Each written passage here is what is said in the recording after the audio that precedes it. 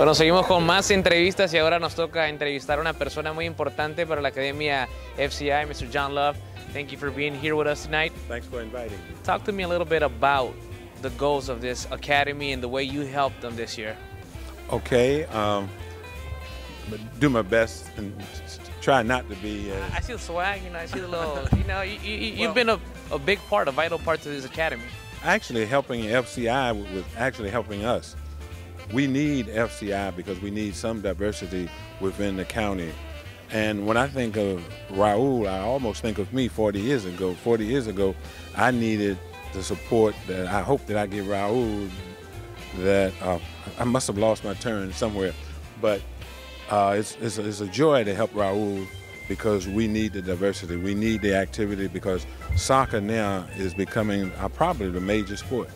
Now you speak about diversity.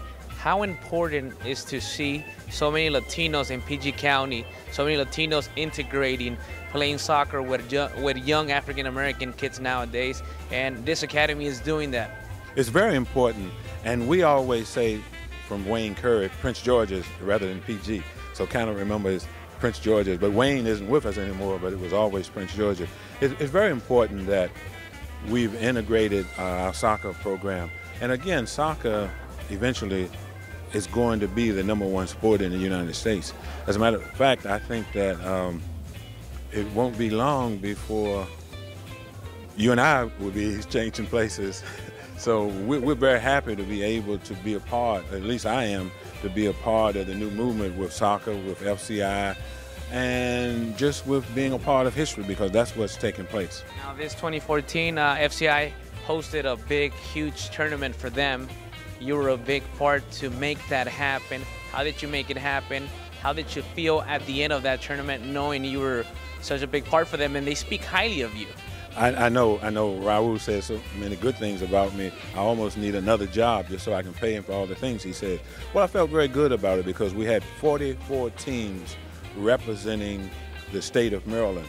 And that's especially rewarding mentally to me because I am Parks and Recreation, and it is my job to service the community. So when you can get 44 teams having fun, having a good time, that's really something.